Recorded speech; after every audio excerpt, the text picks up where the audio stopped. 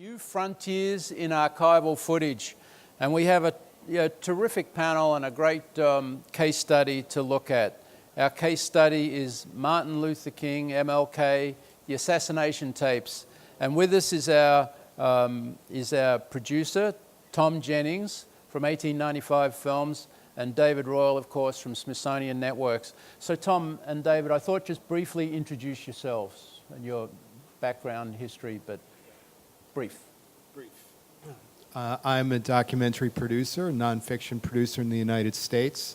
My background is in journalism, and I started my own company about 10 years ago, and I specialize in making nonfiction films of all types.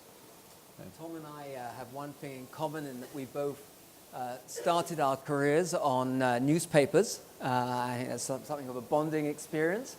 And I'm one of the main commissioning editors, effectively, at the Smithsonian Channel. And I'm lucky enough to work with filmmakers that are as talented as Tom. So our case study today is MLK, the assassination tapes. But let's go straight to the first clip.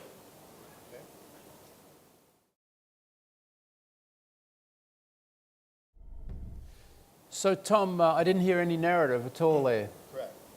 Correct. One of the reasons to us this film is so special is that we don't use any narration and there are no interviews. We only use the documentary evidence that's available at the time.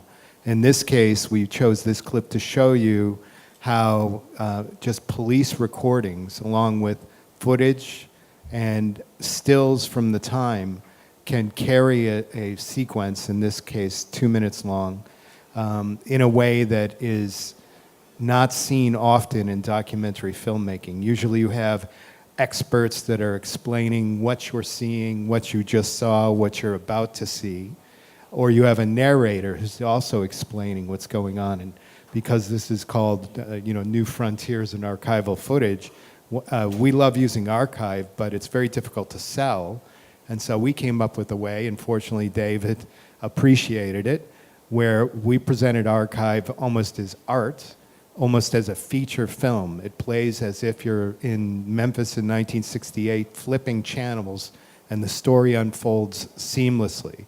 So this is an example of how we used a combination of just about everything we could get our hands on, which is still footage, stills, also B-roll footage from the Lorraine Motel where Dr. King was killed, and police recordings from the time. So we'll go a little deeper into the process, but David, what's been, starting at the end, what's been the response? You by the way, for anyone who's come in late, David is the Executive Vice President of Programming and Production for the Smithsonian Channel in the States, and you pitched this series. What's been the response to the film? To me, it's very interesting because this, again, is a very, very traditional form, although a very difficult. Tom makes it look easy, but it is extremely tricky to craft a film with no narration and with no interviews, just using the material that exists. And the challenge of it is to do it in a way that infuses it with drama and still creates a real tension and a real story running through it that pulls the audience through. And if you do that, the audience will come. And this film has actually performed extremely well for us in the States. Not only has it been well reviewed and got recognition, Tom just this past week won the Peabody, which is a great achievement. But more than that, it pulled people in and they got to see the whole events leading up to the assassination of Martin Luther King, I think, in a totally new way. And the anniversary was just yesterday or the day before, is that correct? So it is very timely. So let's just quickly shoot through the timeline here. You developed this concept, Tom? Yes, we developed the concept. We had done a previous film on the assassination of John F. Kennedy, and we liked the format very much. And we approached Smithsonian Channel and said, we'd like to do one on Martin Luther King. And they were very open to it, and they said, go out and find us the footage, which is also, oftentimes is the most difficult part of this process, is finding enough footage to tell the story. Had you been knocked back without naming names at any other channels? Yes. So it wasn't a straight path. Well, that was at the time when a lot of the other channels were changing their formats to the big character reality-driven shows. So even though that another film we had done had performed well at a different network, we were unable to take this anywhere else. Unfortunately, the Smithsonian Channel saw the beauty and wisdom in it and was able to work with us to make it happen. So how much development did you put in before you actually pitched David? Not enough, actually. Tom did have a secret weapon here, you know, and this is, I think, true of any network you go to. He had also managed to make connections with several of my colleagues, and I think probably Charles Poe in particular, who's my head of production, saw the real power of what Tom was trying to do. And so even if Tom wasn't always presenting materials to me, Charles was nudging me periodically and saying, are you paying attention to what Tom's up to? And I think that is you know, one general sort of thing that I always recommend is if you can make friends with different people at a network. If you're not getting anywhere with one person, you can sometimes make a bit more progress with another, and they can champion your project a bit. So when you greenlit the project, David, did you have any doubts, any real concerns? I think we had two doubts, two big concerns on a project like this. Of course, we had proof of concept because Tom had already pulled this off with his JFK project, and that's a fine film as well. But we had one big concern, which Tom will perhaps speak to in a minute, which is when you're using archival footage in large quantities, immediately you've got all sorts of rights issues that you have to deal with. And those are considerable, and a lot of filmmakers, you can be a brilliant filmmaker and not be so good at handling the rights. And so that was one of our issues, is could Tom and his team do that in a way that would meet our needs? And then, of course, it's a little scary doing a film of this sort. Again, audiences tend to, well, not audiences, but within our industry, people say this is an old-fashioned approach. What do you mean you're going to do a film that has, you know, no modern characters and is only going to be using archival footage? I mean, how much more old-fashioned can it seem than that? However, I actually believe it's remarkably modern. Because, you know, if you look at the internet today, the internet experience, that's all about experiencing raw material that's just flung out there. In this particular case, Tom took all the raw material that was flung out there in the 1968, and he brings it all together, and he lets the audience decide for themselves what they're seeing. And that, to me, is a modern internet type experience, and actually I think it's one of the reasons it has such vitality. Right. So quickly, Tom, in terms of timeline, after the green light from David and his team, how long, what kind of time elapsed before you delivered the final product? I think it was about 1 year from green light to broadcast. It was approximately 1 year. So it was a very complex editorial process.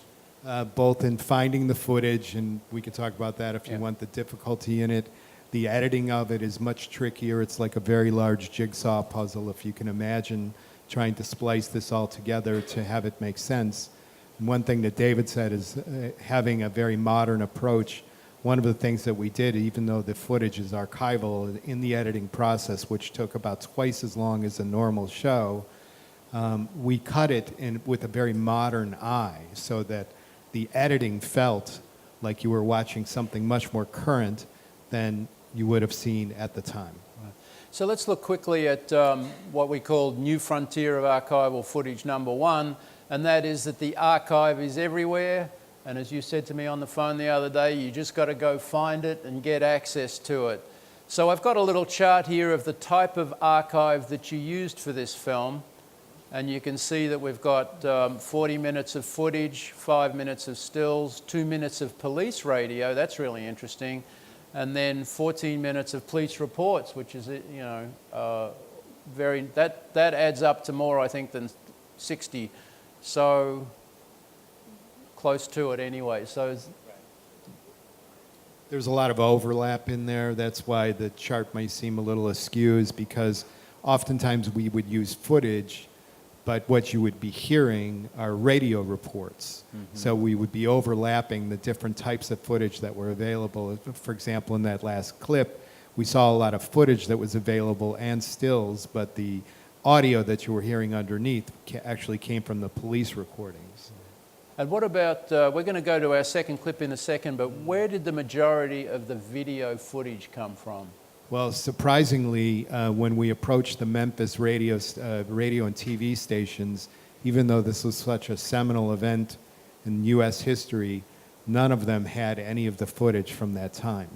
That was one of the problems we had early on, was we had talked about this idea, thinking that, of course, the stations in Memphis would have kept their archives. But what we found, and what is true, unfortunately, throughout the United States, is that television, especially on the local level, does not keep their archives. They either throw it away or they tape over it for reasons of saving money.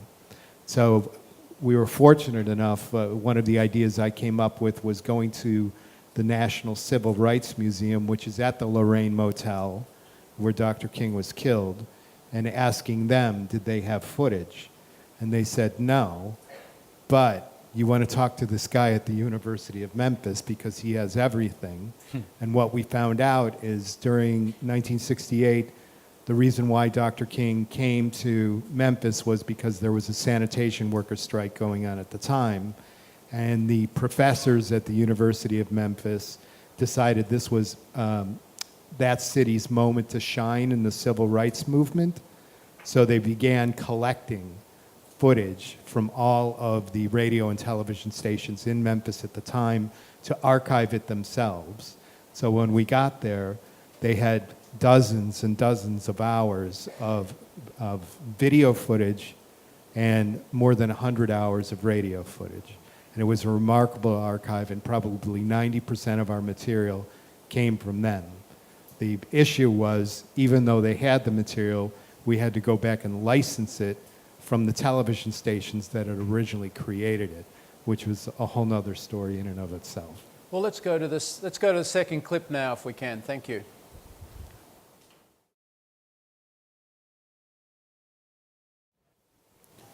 David, that was amazing footage. I wanted to say something about that footage. That's an example of something else we try to do. We don't use any national broadcast in these types of films that we do. We only use local footage, and the reason we do that is to make it feel like, even though it's a familiar event to some people, it feels like you're watching it for the first time. The first part of that clip was the ministers of Memphis going to the mayor who had fought them and the sanitation workers. And this was the day after Martin Luther King was assassinated, and they decided they needed to do something as a group. That is not something you would have seen on the CBS Evening News, for example. And the second part of the clip was an example of how you don't even need narration. You don't need anyone to say anything if the images are powerful enough. And again, those are the type of images that are not familiar to people outside of Memphis. And so we wanted to find a way to make this film feel fresh, even for people who had lived through it. So David, how closely were you involved in working with Tom on the editorial process here? Well, I think that the channel takes a pretty active role. It is, I mean, I want to be very clear about this. MLK is Tom's film, and you know, we feel that what he brings to it is the essence of what makes that film a great film. But we are involved editorially, and I'm very fortunate to have a very strong editorial team led by Charles Poe. And you know, we screen, we give feedback, we make suggestions. Everyone who works with me has been filmmakers themselves. I started as an independent filmmaker for many years, and I think that's not that common, certainly among some of the American networks, where you get a lot of editors or commissioners who have never really made films. We've all made films, and we know how difficult it is, and we know what's possible and what's not possible. And so it's a pretty collaborative process back and forth. I'll let Tom perhaps say something about that. But at the end of the day, we're not trying to take anyone's film away from them. We're just trying to support them as best we can. And also trying to communicate them what makes a film work for our channel, because this is the other side of it. You know, if a television channel is funding your film, that film has to work for the channel that you're making the film for. So I don't want to say, oh, well, we just go off and we just support the filmmaker to make any film they want to make. It doesn't really work quite like that. But nonetheless, we try to be pretty collaborative. I'd say that's true. My experience with the Smithsonian Channel was probably one of the best that I've had as far as dealing with people giving me notes. Too many of the networks have people who have not made films before, and so when they offer to give you notes and changes, sometimes it can be confusing, vague, or they'll ask for things that they think can be done in a day when actually you need probably 2 weeks to make the kind of changes that are required. So in dealing with the good folks at the Smithsonian Channel, they were always very specific. They told us why they wanted certain things, why it was important to them, and also why they thought it would make a better film. And you know, there's a phrase we like to use about choosing your battles when you're dealing with a network. And I didn't have to choose my battles in dealing with the Smithsonian Channel. I was very fortunate that way. I found everything they told me did make it a better film. And don't forget, we're dealing with television. So it has to be right for TV as well. Even though it could play as a feature documentary, we had to cut it in a way that made sense for the Smithsonian Channel to put it on TV. And sometimes it was easier for us to forget that. And that's where someone like Charles Poe came in to get the story beats right over the 5 or 6 acts that we had to break down for TV. So let's talk about Frontier number 2, and we discussed this on the phone the other day, Tom, that a project like this requires an unusual level of just patience, editorial patience and imagination. And you particularly said that with this amazing jigsaw of archival pieces, you've got to allow the stories to gel. Why don't you tell us a little bit about that? The way we do this kind of film is much like you would do with any documentary film. You need the audio spine of the story first, because without that, there is no story. So what we had to do is we had to take most of the audio material and chunk it in, bit by bit by bit, wherever it would fit in the storyline. And once we did that, then we had an idea of what we had, how many story beats we could actually speak to with the narration that was built in, the narration from the people at the time, and where we were lacking material. And so we would often look for the strongest points available. And the first time we did that, the audio cut was between 4 and 5 hours long for a 45-minute film. And so we had to start cutting that down. But as we did, we started laying in picture to see where we had the strongest pictures to go with the strongest parts of the audio. And the more we did that, the more we were able to refine it and refine it and refine it. And we got down to a cut of about 2 hours that we felt would have been just fine. But we were constricted by the amount of time that we had for the network to play. And that became kind of a painful process of, you know, the phrase, kill your babies. We had to just keep throwing things out that didn't quite fit. Fortunately, it was in a good way, because we had so many wonderful moments that from which to choose that by the time we got it down to the 45 minutes needed for television, it was a very sharp, very clean cut. David, were you ever tempted to run this as a 2-hour special? Is that ever? What's difficult with television is you have set time lengths, and we're often tempted with a film like this to say, okay, ideally it would be, 1 hour and 10 minutes, but that doesn't work on television. It makes it almost impossible to schedule. So we then have to choose between, well, is it going to be a 1 hour or is it going to be 2 hours? It's not that the material wasn't there to do 2 hours, but most films are better when they're tighter. It's very hard for filmmakers sometimes to accept that.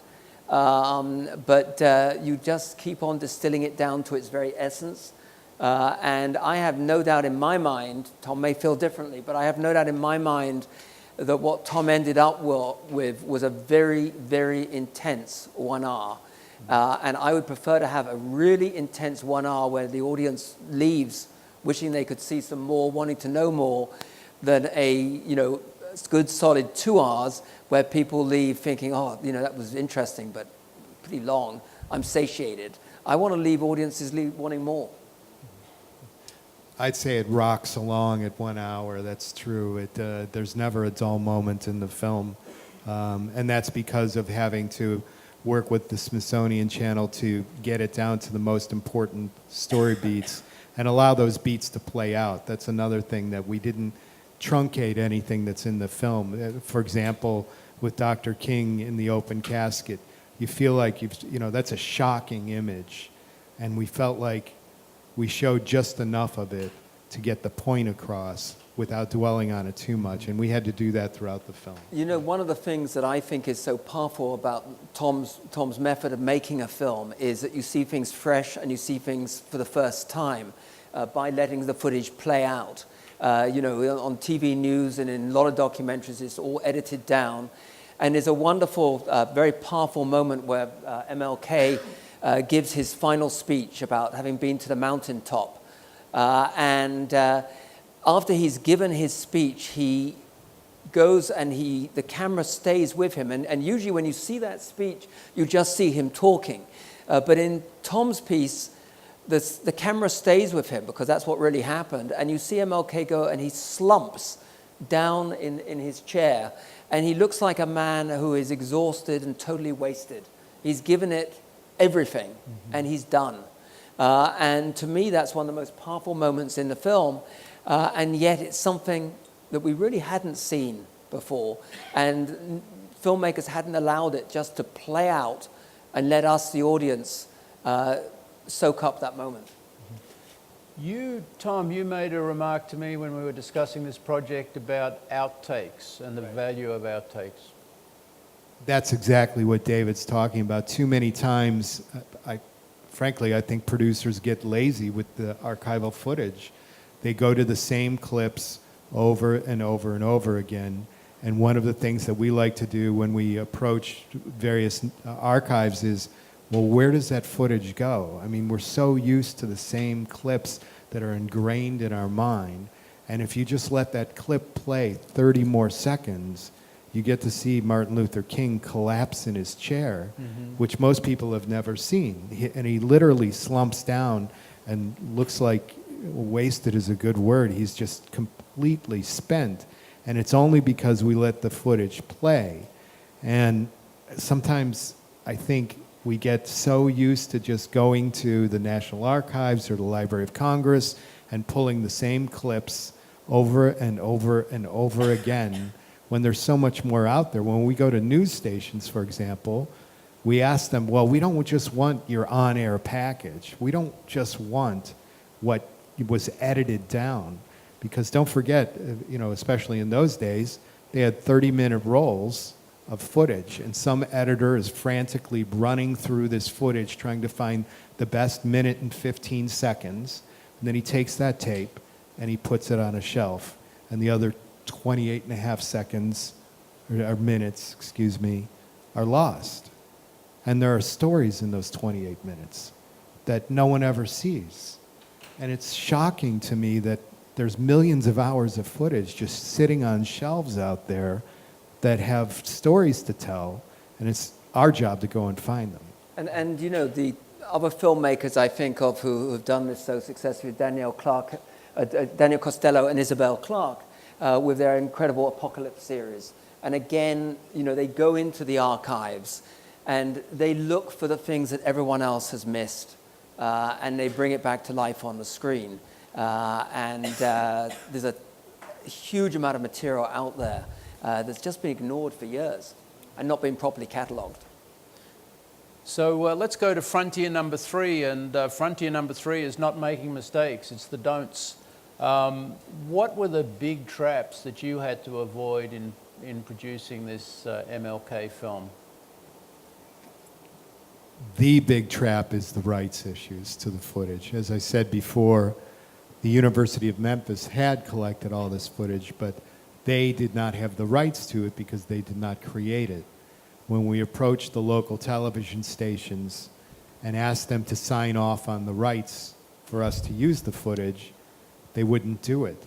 And the reason they wouldn't do it is because they said, well, we don't physically possess this footage in our building, and so we can't indemnify you for footage we don't own. And I said, and one of the stations was directly across the street from the building in which the archive was held. And I said, it's right across the street, and it's film cans with your station's name on it, and the leaders running in and out of the footage have your station's call signs on it. And they absolutely refused to sign off on it because they didn't have it in their building. A lot of lawyers got involved. What we wound up doing, fortunately, is that the national networks, which I did not know, will step in and represent a smaller community's footage for us on their behalf. So we had to go to NBC News, for example, or CBS News, and they would represent the footage on the behalf of the station. We had to pay a licensing fee to them to do that, but we would have had to pay a licensing fee to the stations anyway. So, and what I learned from, especially working with the national networks, is the smaller the market, the bigger the traps that you're going to have with the rights issues. And I should add about rights is that increasingly, certainly for the American market, but I think it's a worldwide phenomena, but in the States, we want all media rights. We need to be able to put the film out on television, and we need to be able to put it out on our iPhone app. It needs to be out on the web. And it's not that I think in most cases people are making a lot of money about this. It's just the way communication has changed. So if you're a television station, people are watching your films, your programs on all sorts of different platforms. And so anytime you're doing negotiations with archives, the rights that are needed are very extensive, and that makes it very tricky for the filmmaker. So the King family themselves have a reputation for being extremely aggressive about protecting, and some would say even exploiting, the rights of Martin Luther King. Did you run into a buzzsaw in addressing that issue? Yes, we ran into a buzzsaw with that issue. The issue is the King family has, in a sense, licensed the image of Dr. Martin Luther King, even though he's a public speaker. And this actually goes back to when Dr. King was giving speeches, he wound up copywriting a lot of his speeches. Well, after his death, the family began to copyright his actual image itself. And there have been cases where people have done documentaries for networks large and small and actually been sued by the King family for not getting permission first. We unfortunately believed Dr. King to be a public figure, that we could certainly use his image. We were aware of some of the speech issues. We had to go to the King Family Foundation to get permission for the speech issues, and that's when we got a big education about Martin Luther King, which is not only do you have to license the speech, we get to tell you whether or not you can do this show at all and how much it's going to cost. I think we all lived through a very, very anxious few weeks while the King family decided whether they liked the project and whether they would support it or not. And thank goodness they gave Tom the go-ahead. The nice thing is the guy that we were dealing with said, you know, I've seen 1,000 of these projects, but I've never seen one like this before. And while we did have to pay a licensing fee, it was much, much less than what we had feared. I mean, they could have literally killed the project by asking for a fee that was too large. And we were 3/4 of the way down the road when we got this education. The one thing I should add is there was debate among the channel and ourselves of whether or not we should even approach the King Foundation, because some people will argue public domain and try and get away with it, but the legal people at Smithsonian felt that they wanted to err on the side of caution. So we had to go through that process, and yes, at the time it was a scary part of the process. If it was the Beatles or ABBA, you would have expected that kind of protectiveness about the rights. I guess it was the shock that he was a public figure and that his family was so protective. Is that a fair comment? For me, it was. It would be like the Kennedy family licensing every image of JFK. Mm-hmm. I found it to be a very similar correlation. But that is one reason, if you think about it, people that are familiar with especially the American market, you don't see a lot of documentaries about Martin Luther King. And that's the reason, because there are high licensing fees that go along with just using his image. So we've got 5 minutes for Q&A. Does anybody have their hand up? Over here, please. Thank you very much, Mustafa. And please introduce yourself and where you're from. My name is Mohamed Belhaj. I am a senior producer and commissioning editor in Al Jazeera documentary channel. Just one question about the budget and which stage take the big part of it. We commissioned this as a full commission. So this was a project where we paid full freight for the film. We often, as you know, do co-productions. This felt like a sort of archetypal American topic, and on top of it, we really wanted to do it. So we decided that we would commission the whole project ourselves. And of the total budget, which portion of it was it post-production, editing, that was the biggest cost item or biggest cost component? Well, don't forget, with this kind of film, there's no shooting. There's no writing of a script other than dealing with the archival footage. So I would say about half the budget went to the footage, and the other half went to the creation of the film itself. We have a question over here. Oh, sorry, go ahead. David Forbes, independent filmmaker from South Africa. I just want to say the like outtake comments, absolutely right. I mean, I've found archives that have been destroyed by Reuters that had all the apartheid footage, and all they keep is a couple of like tapes of good stuff, but who decides that? And I think that's really important. But what I wanted to ask about was, you know, if you'd making a film in a kind of cinematic style, which you are with this film, without having voiceovers and narration and everything, sometimes there are gaps, which I saw in the clip that you used subtitles to link things, which I use also. But also the other thing is sometimes you have to do dramatic recreations, and does that fit in? How does the Smithsonian feel about that? We do films with dramatic recreations, but the beauty of this particular piece is there are none, you know, it's funny. You think in this day and age that people need dramatic recreations, but if you're really clever with, and if the footage exists, because, you know, to Tom's earlier point, an awful lot of footage has been lost, so you can't do this with every subject, but if the footage exists, there is a magic to not having those recreations. It's absolutely stark reality that you're seeing. Yeah, we had to fudge a little bit here and there, like in the Lorraine Motel. Well, obviously, you know, the shot of Dr. King going up the stairs, that was accurate, but shots of the Lorraine, for example, were taken from various times around that day. It wasn't exactly at that moment, so we fudged a little bit, but not much. We tried to be exactly true to the story visually and with the audio as well. A question here. Yes, Michael Frank from Helsinki, Finland. We do a lot of documentaries based on our archival material. It was beautiful to be able to see what you showed. One technical question, part of which already you answered, but was regarding the soundtrack of this particular moment of his of this the shot at Martin Luther King. The police radio, was that from different? Could you get it at one piece, or did you have to gather it from here? And this was 1968, so it's interesting how you could get it that.